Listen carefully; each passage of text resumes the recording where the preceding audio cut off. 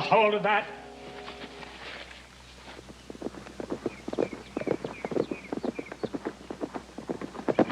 Shove your end over in the line.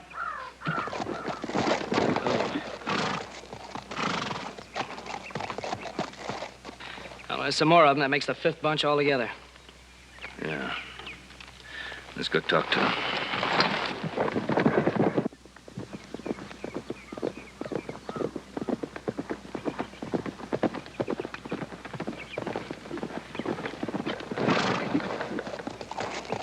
You wait here.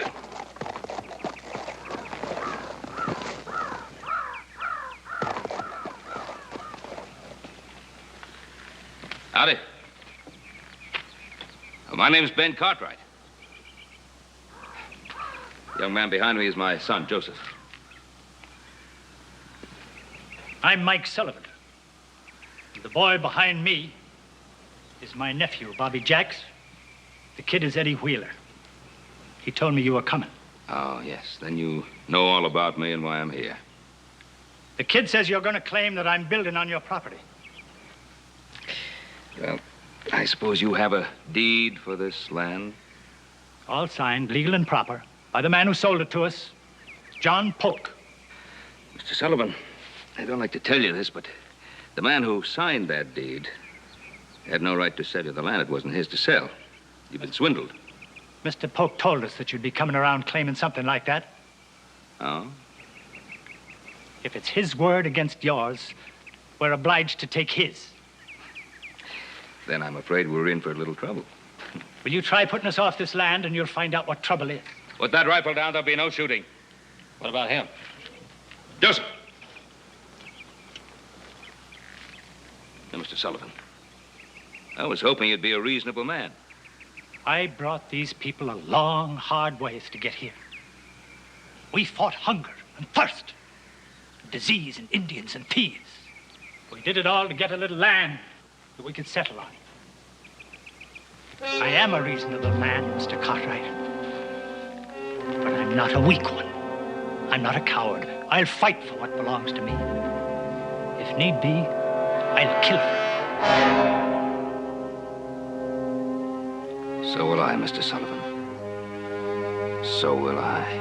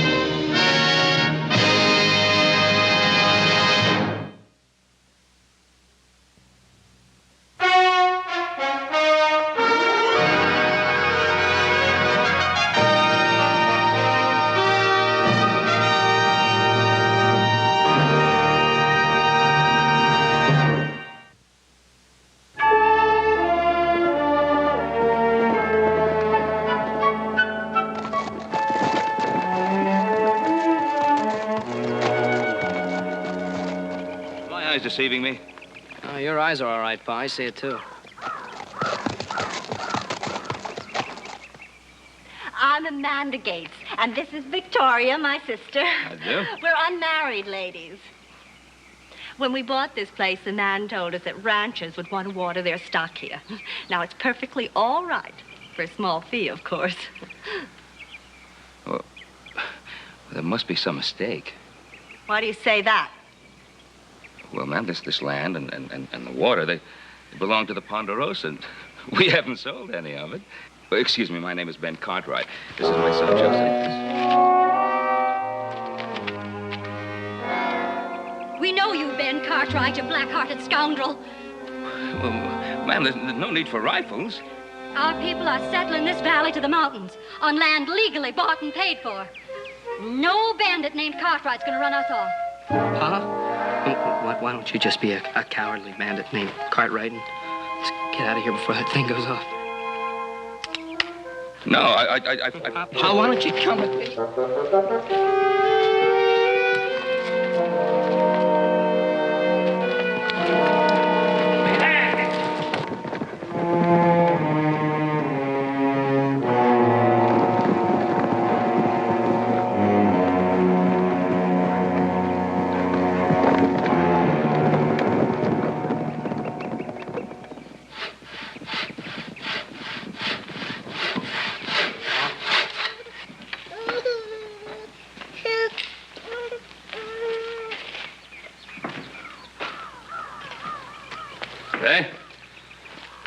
My name is Henri Belrose. Oh, my name's Ben Cartwright. It's my son, Joseph. Joseph? How are you? This is my friend, Jean Wheeler. Just how many are you? And how did you all happen to come here?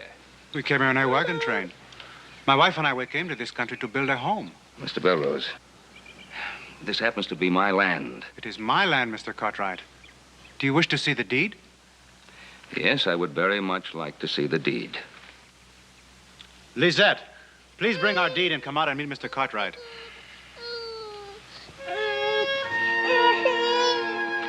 My wife, Lisette. This is Mr. Cartwright and his son, Joseph. Mr. Belrose? How are you, ma'am? Well, you came all the way by wagon train with this infant? She came only part of the way. She was born on the trail. That's why we are so happy to be here in our new home.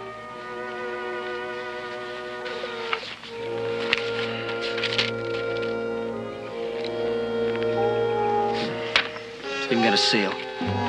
Does the deed look all right to you, Mr. Cartwright? Best looking deed I've ever seen. Well, we'll talk again, Mr. Belrose. And Mr. Wheeler? Goodbye. Good day, ma'am.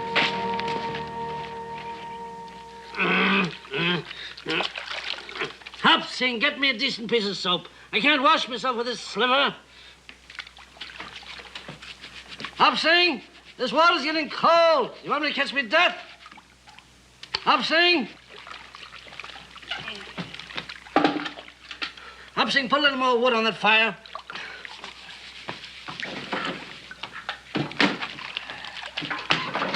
Why aren't these towels warming with the fire? Good heavens, man, be efficient, for heaven's sake. All right.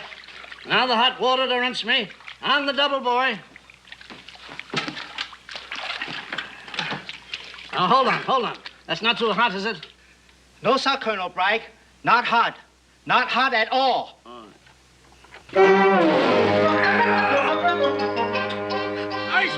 Ice water! You fiend! That was deliberate! Where you going, you monster? Take long trip for help. Maybe go back China.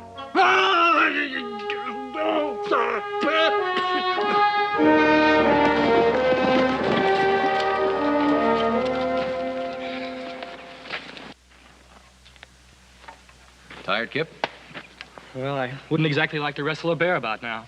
Well, about all we got to do tomorrow is go up and bring in those strays. Well, don't make it easy on my account. I hired out to work. Well, for a new hand, you're doing fine. Hey, will you look at that? Any man who sneaks away from danger is a deserter. In any army in the world, he'd be put against a wall and shot.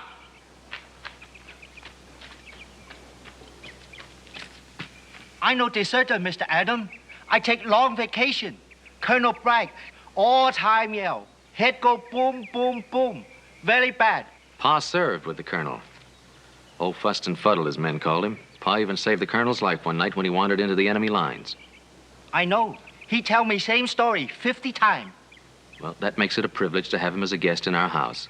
To keep his valuables in our safe and to look after his busted leg. No privilege, Mr. Adam. Just too much dad-burn trouble.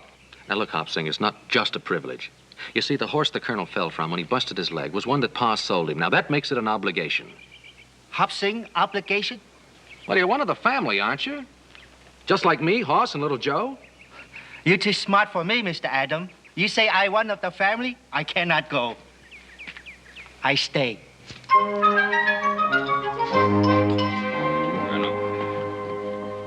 Benjamin, I still say you're avoiding the main issue. And that's an easy thing to do when the duty is an unpleasant one. What do you consider the main issue, Colonel? These people are trespassers. That's the main issue.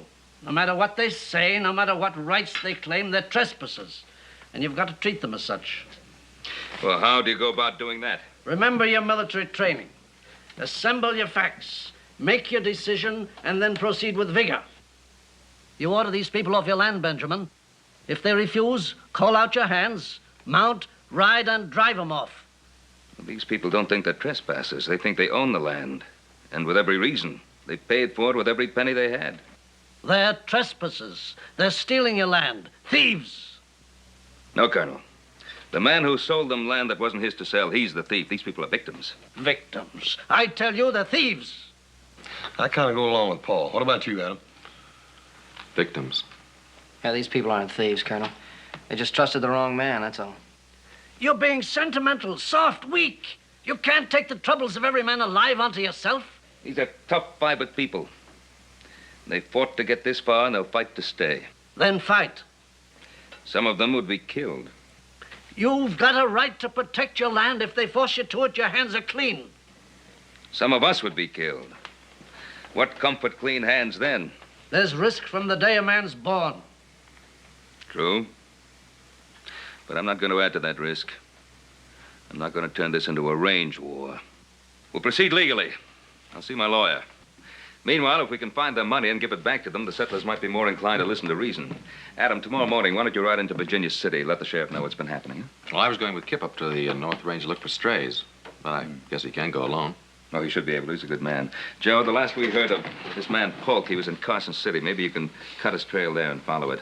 Right, Pa. I wonder if we should really see the settlers and try to get a line on Polk. Hoss, why don't you do that? Yes, sir.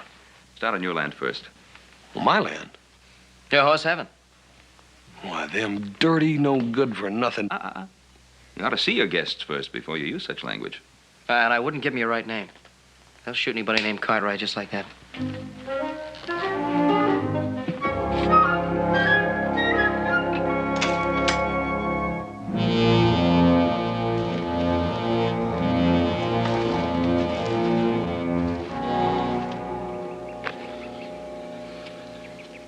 For a country loaded with deer, you sure go a long ways and never see one. Move to the high mountains is my guess. You'd think we'd get a shot at least, but no. Not the best part of 3 hours. Ah, shut your whining. I'm so hungry I could eat a boot.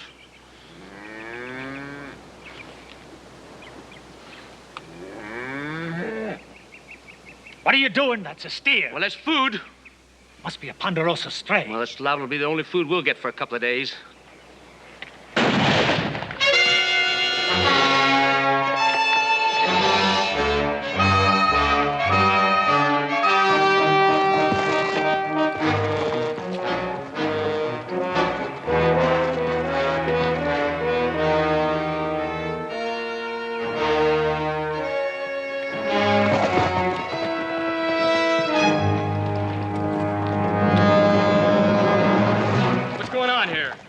You can see for yourself. We just shot a steer. We're getting ready to skin it out and butcher it. That's Ponderosa beef. You've got no right to it. A hungry man's got a right to the closest food, boy. If you're hungry, you can buy a beef, or you can ride in and ask for it. But you kill a steer out here on the range, and it's the same as stealing it. Don't call us thieves. I don't know what else to call you. There's a dead beef, and it doesn't belong to you. What are you gonna do? I'm gonna go back to the ranch and tell the Cartwrights exactly what I found out here. I don't know what they're gonna do about it, but I've seen men hang for less. You don't hang me.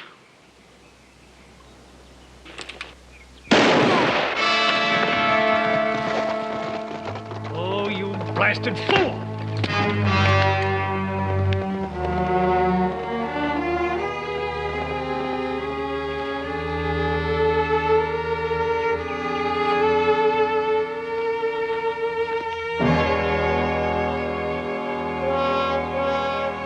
Uncle Mike, I had to kill him. You want me to hang for a steer? Ah, no one was gonna hang you. That was talk. Now, our fight for land has turned into a fight to stay alive.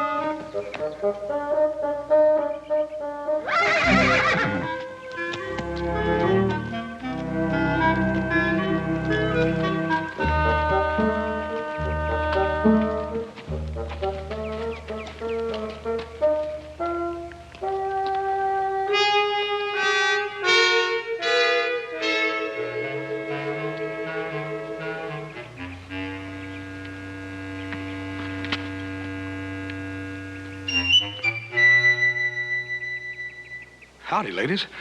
I was just riding by, and I thought I'd stop in and say howdy. Whereabouts is your menfolk at? We have no menfolk. We're unmarried ladies. Who might you be?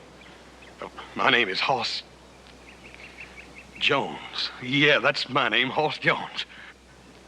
What do you want? Well, my pa, what I mean to say is, I was so nearby, I thought maybe I'd stop in and see if there was something a man could do. That depends on the man.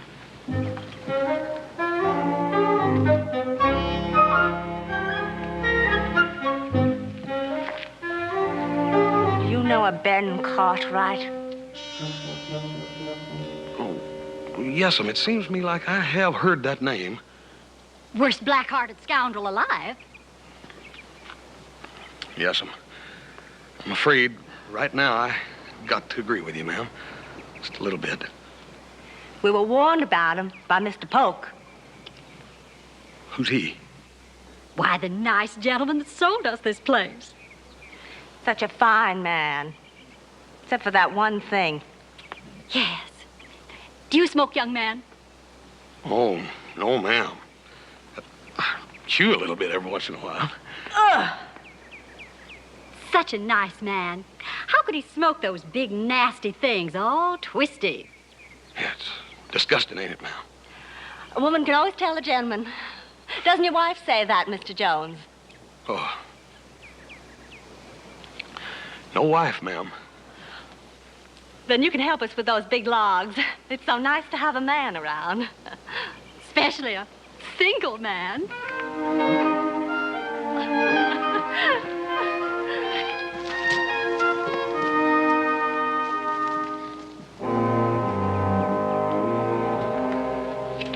All in through there. And they've got plat maps as well as deeds to the property, huh?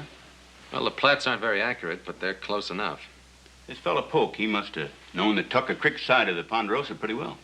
He knew enough that we didn't get over there very much. How long you figure they've been in there? 2 weeks, going on 3. How many families of them? Well, there's 6 different outfits, 300 acres apiece. And they all paid their last dollar for worthless claims. I don't like it, Adam. A man will really fight to hang on to what his last dollar's bought from. Some will kill. Well, that's all I need. I'll get on the telegraph right away to Sacramento and San Francisco, and I'll get back to you just as soon as I hear anything. Thanks, Roy. Bye. Bye. He's a big man, 55 or 60, an average kind of a man. John Polk was his name. He had a beard and... anything else? He had a wife, too. Good-looking woman. Looked to be much younger than he was, but stunning, though. Yeah, and they stayed here? Oh, yes, indeed. They had our best suite, as a matter of fact. Mrs. Polk was a very good-looking woman. Yeah, so you said. Did they leave any forwarding address of any kind? No, they didn't. Look, do you have any idea at all where they went? No, I haven't. Is there anybody in Carson City who might have an idea? No, I'm positive there's not. So why positive? Well, many people would like to find him. He left owing $1,000 in debts around town. I'd say the man was a crook. I think his wife was, too. But she was a lovely woman. Absolutely stunning. Yeah, so you said. Now, look, is there anything else in particular you can remember about this man Polk? Oh, yes. Yes, as a matter of fact, there was. He always struck his matches across his posterior. He what? He smoked cigars. He always lit his matches like this. His wife didn't like it much, though. Didn't like what? The gesture, this. Oh, but she was a stunning woman. Thank you very much.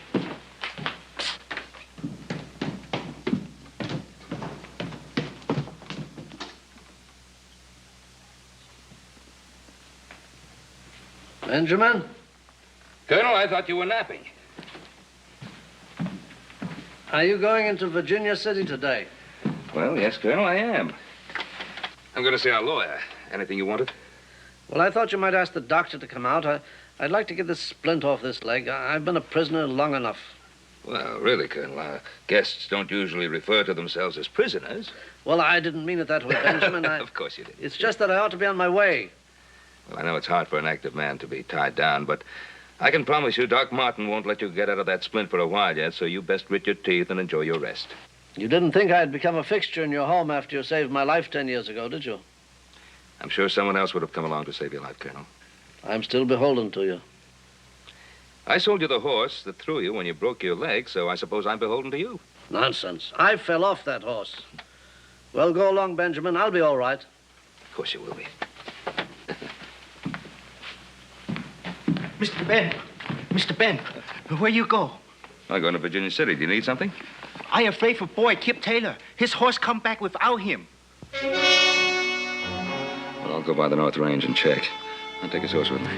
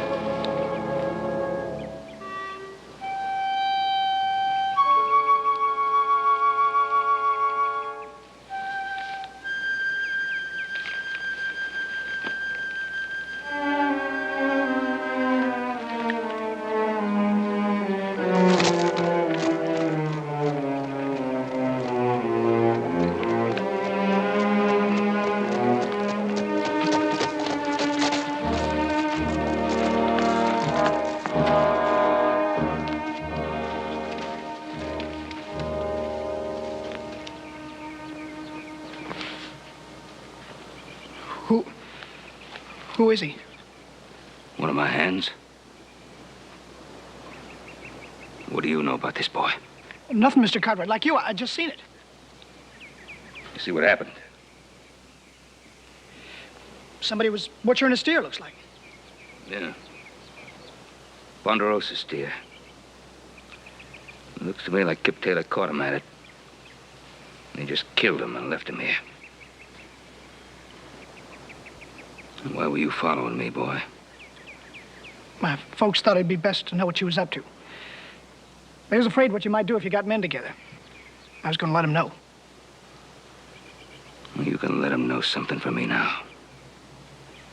You can tell them I want them together at the Belrose place. You can tell them I'll meet them there. You can say that I'll be riding in with only one man. This one.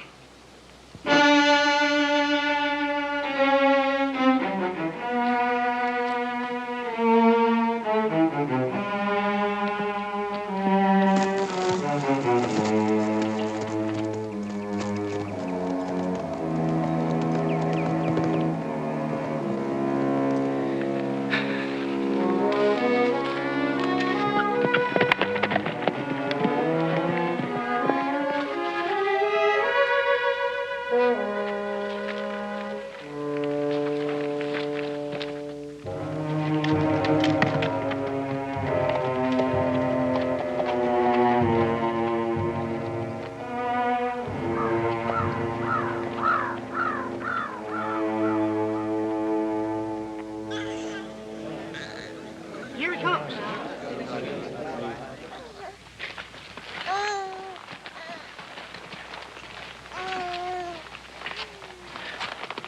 Across that saddle lies the body of one of my men. He found someone butchering a Ponderosa beef, and that someone, whoever it was, shot him down. I don't know who it was that shot him down. Could have been a stranger who rode on out of the country after the killing was done. It could be. Could also be the killer is one of you. If the killer is one of you, it'd be best if you found him out and turned him over to the law before all of you are blamed. Thanks for the advice, Mr. Cartwright. It's good advice. Kip Taylor's relatives and friends might want an eye for an eye. And you're strangers here. What started out as a dispute over land could turn with this into a shooting war, with more dead to bury on both sides. Oh, what about our land? You can all stay here for a while. All I ask is that you don't build, and don't cut trees, and don't break sod. We don't want your charity. We want to build and cut and dig here, on this land, land we paid for, our land. You think about all this. Talk among yourselves. Decide what you want to do. And remember, I'll help you follow any sensible course. But if you fight me, I'll have to fight you. You decide.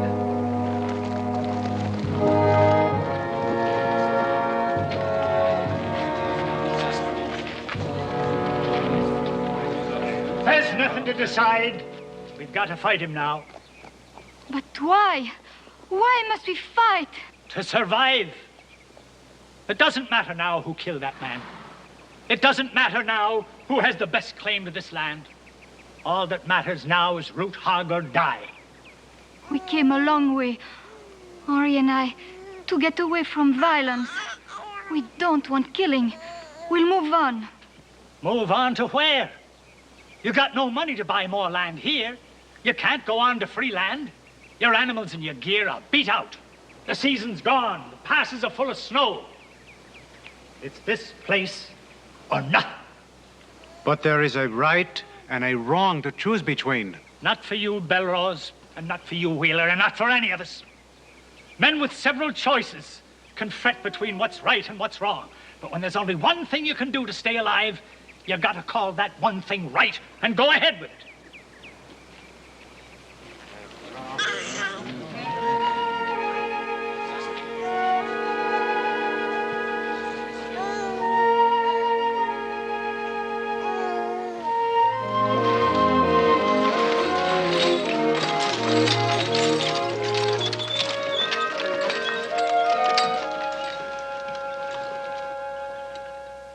Hello, the house.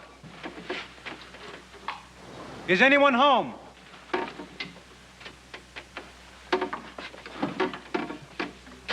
Hello in there.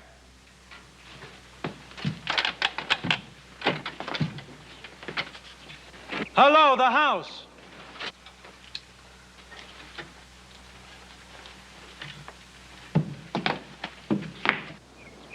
Hello in there. Is there anyone home?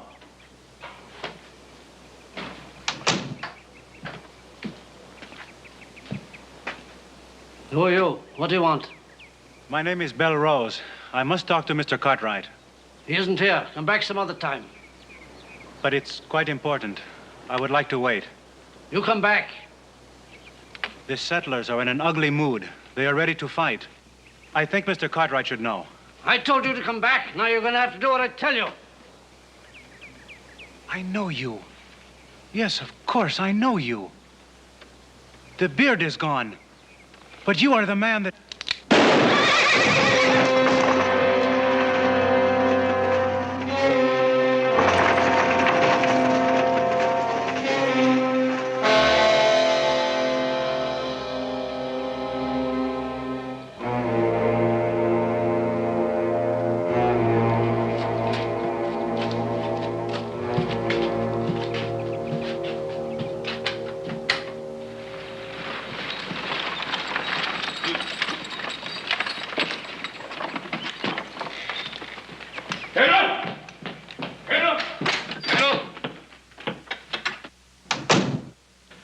You're all right. Yes, of course. Have my boys come back yet? I'm all alone. What in the world's wrong? That young Belrose, one of the settlers, he's dead.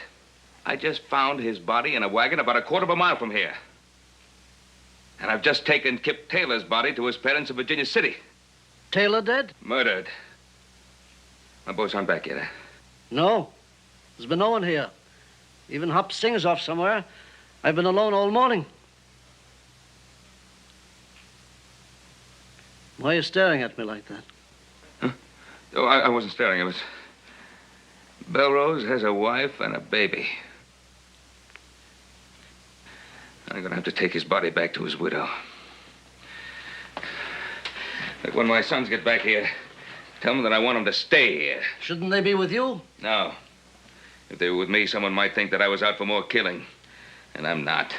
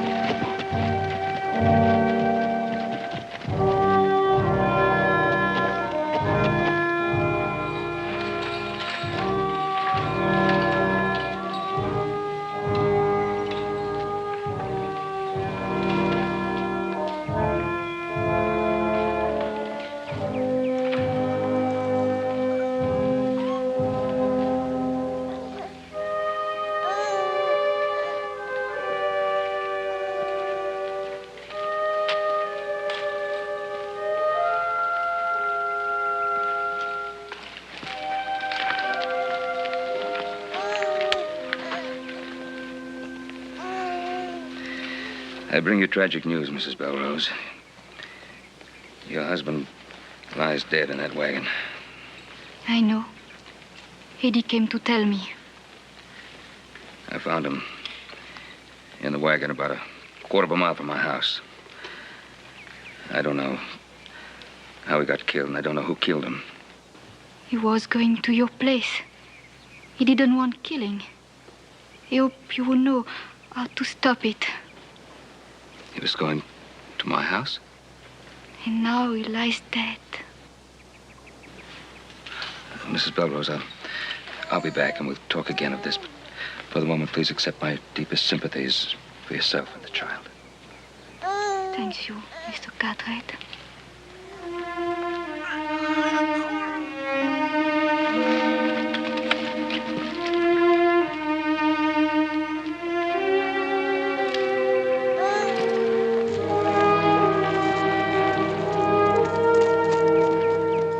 Tell me now that we don't have to fight to stay alive, and I'll tell you the fight's already begun. We don't know who killed Belrose, and we don't know who killed the ranch hand. I do.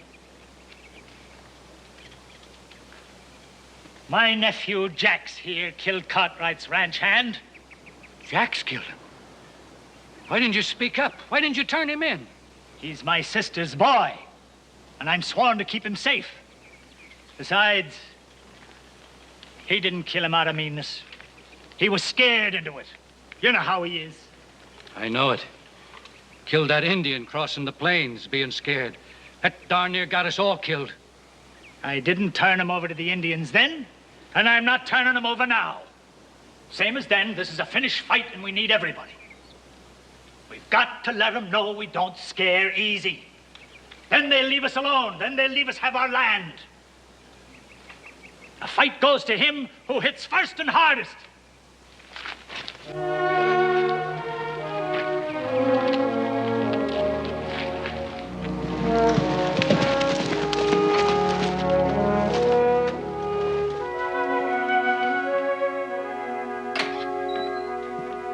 Pa, you all right? Colonel told us all about it. Yeah, I'm all right. Did you find out anything new? Bits and pieces, nothing definite. Colonel? Now, are you sure there was no one here all day? No, there was no one here. And there was no one moving around outside? Well, I don't know about that. I haven't been outside. I've been sitting here all day.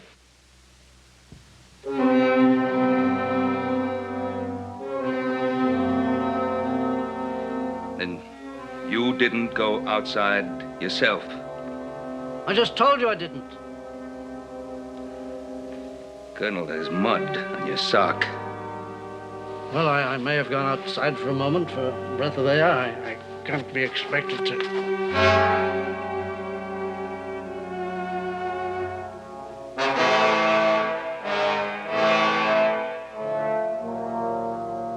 The desk clerk told me Polk used to light his cigars by striking a match on his trousers.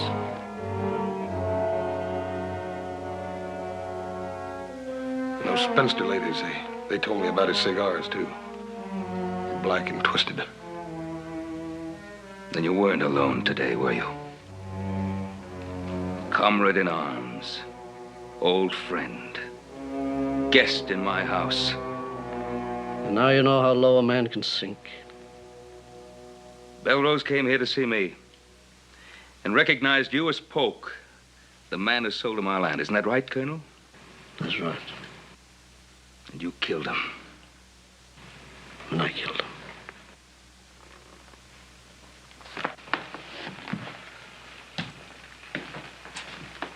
A young wife, beautiful, greedy, spent all I had on her, went head over heels in debt.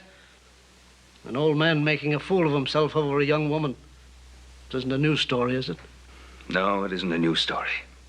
But it's just what you might have expected of old Fussed and Fuddled, isn't it? Oh, I knew what the men thought of me, Benjamin. Not that I could blame them. I never did anything right in my life. Got lost in the woods at night, fell off horses. Not a man, a fool.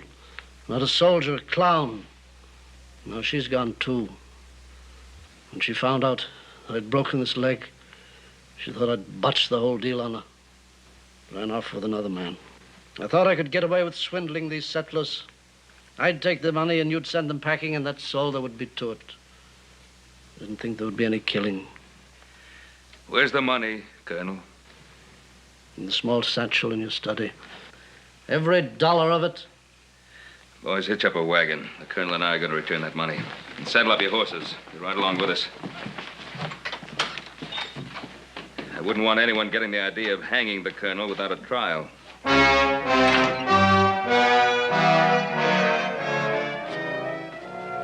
I didn't want to kill him, Benjamin, but he recognized me. You can't put a bullet back in a gun once it's been fired. You can't give a father back to his child once the father's been buried. But you can pay back part of the debt by returning this money and by facing up to the law for what you've done. So we better get going, Colonel. No, Benjamin. Nobody's gonna hang me. Trial or no trial. You stand in my way and I'll kill you. What's become of you, Jonathan? I warned you, Benjamin. Don't stand in my way. You'd pull that trigger? Don't try me, old friend. I hate you. You hate me? You've always been the better man, haven't you, Ben? You've always had the success, and I've had the failure. You had the money and the land and the family, and I had nothing. You even took over my command when I was relieved. I was following orders, Colonel. You knew that. For incompetence. I was relieved for incompetence, old comrade in arms. You knew that. Now I'm going to give the orders, and I'm going to tell you what's going to happen. I'm going to take that money, and I'm going to take your buckboard, and I'm getting out of here. And if any of your boys stand in my way, there's going to be one or more of them dead. All right, Colonel. There's your money. My boys are hitching up the buckboard. You can start running. But first, you'll have to kill me. And will this money change what you are? Will killing me give you the courage you lack? As if you think it will. You'd better pull that trigger.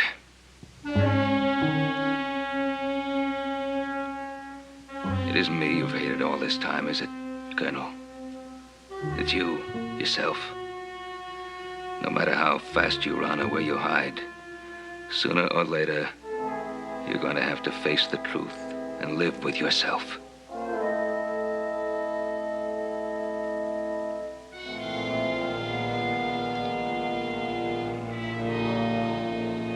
Give me that gun, Colonel.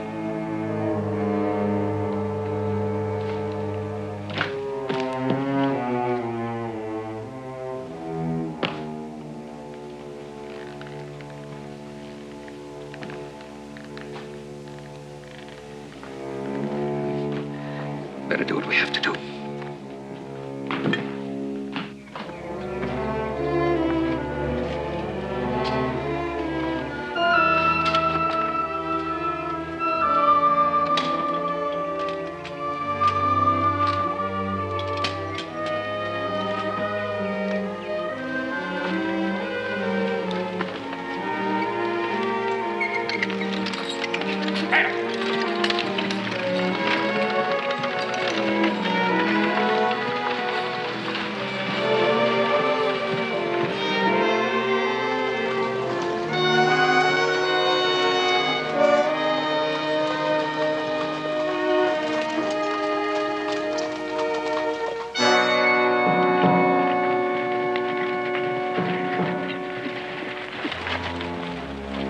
They'll be coming along this way.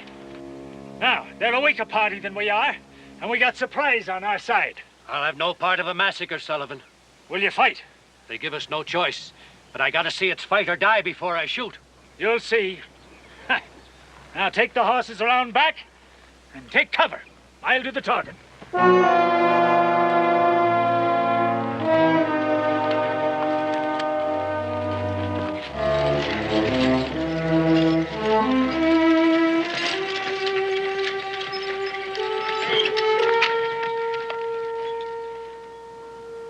Judgment Day, Cartwright. Here and now is where we get things settled. You're not going to settle anything this way. Look around you.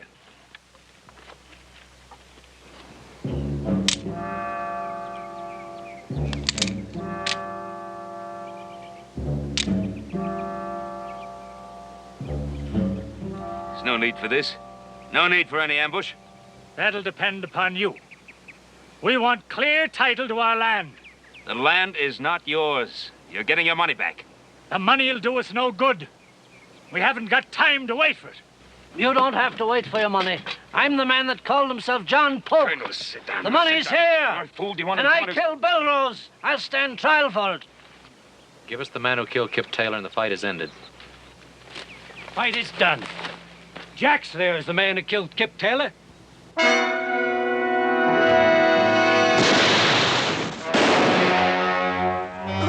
Hold your fire.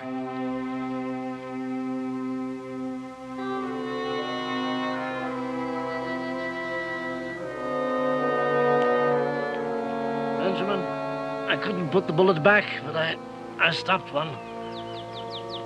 I finally did something right.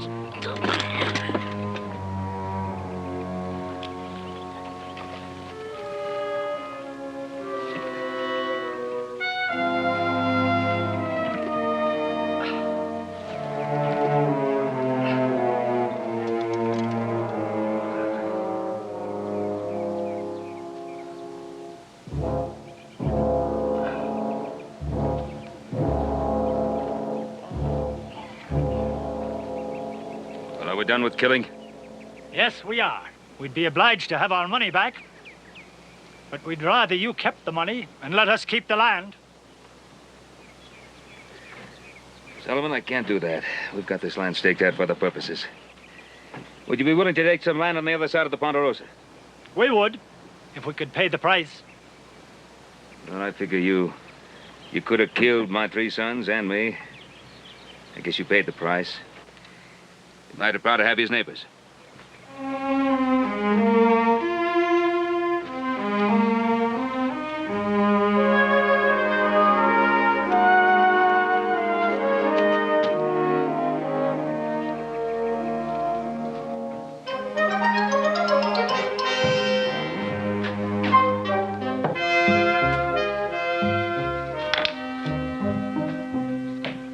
Thank you, Op Singh. That burn, I'm glad you didn't catch that slow boat to China. Thank you, Op Singh. Hey, I got the winner. Well, I guess you'll be playing me then. The game's not over yet. Oh, did you deliver that lumber to the settlers? Yeah, wagon load to each place. Good. It's going to be the difference in them folks being warm and comfortable this winter and freezing to death, ain't it? Mm-hmm. Hey, Horse, how'd you make out with those school marm ladies? I understand one of them almost hogtied you. Me? I know how to handle them female women. You just told them that I was a bachelor and I was going to stay a bachelor and there wasn't a dead-burn thing they could do about it. I told them I'd promised my dear old daddy I was going to stay single. Oh, is that what you promised them? Hey, Hoss, I didn't realize you knew so much about women. Huh. Joe, it's easy. You just got to know how to handle them. I've learned that females is pretty much the same the world over, whether they're a horse or a woman. You just got to be firm with them. Tell them what you want them to do in no uncertain terms, and by golly, they'll do it. Right. Oh, hey. Well, ladies, and what brings you here? Oh, well, we were just passing by and thought we'd drop in for a minute. Well, believe me, it's our pleasure. We're having a little box social tonight, and we wondered if we could persuade Mr. Hoss to attend. Well, I think if you would ask him in no uncertain terms, by golly, I think he'd do it.